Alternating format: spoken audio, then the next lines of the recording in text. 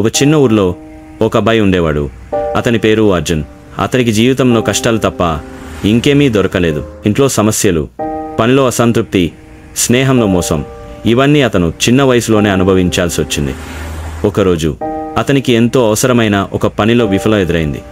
స్నేహితులు అనుకున్న వాళ్ళు కూడా అతనిని వదిలేశారు. నమ్మకానికే చోటులేని పరిస్థితిలో అర్జున్ ఒంటరిగా ఒక కొండపైకి వెళ్ళాడు. అక్కడకు చేరుకున్నప్పుడు అతనికి ప్రపంచం తనతో సంబంధం కోల్పోయినట్టే అనిపించింది.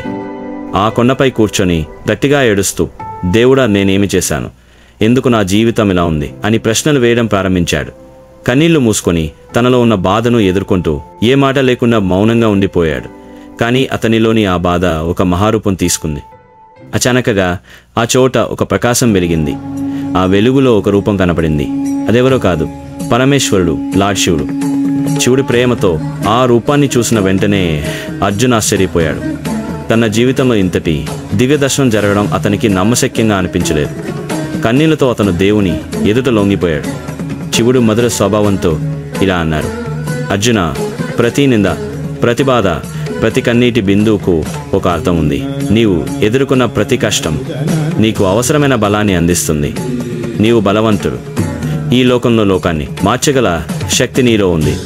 కానీ ముందు నీవు నమ్మడం నేర్చుకో అంటూ శివుడు అతనికి ఉపదేశం ఇచ్చాడు.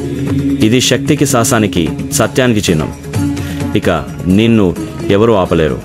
ఆ మాటలు అర్జున్ గుండెను తాకాయి.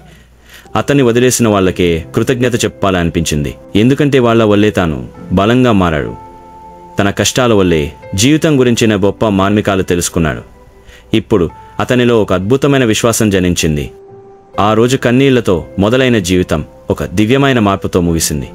సంవత్సరాల తర్వాత అర్జున్ ఒక ప్రేరణాత్మక ప్రసంగకుడిగా, సామాజిక సేవకుడిగా మారాడు. తనలాంటి దారి తప్పిపోయిన యువతకు మార్గదర్శిగా నిలిచాడు.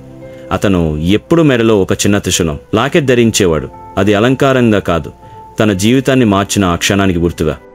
కథ నుంచి పూర్తిగా విరిగిపోయినట్టు అనిపించిన జీవితం నిన్ను ఏదో దివ్యమైన దానికి సిద్ధం చేస్తుంటుంది. ప్రక్రియను నమ్ము, కన్నీళ్ళకి ఒక ప్రయోజనం ఉంటుంది.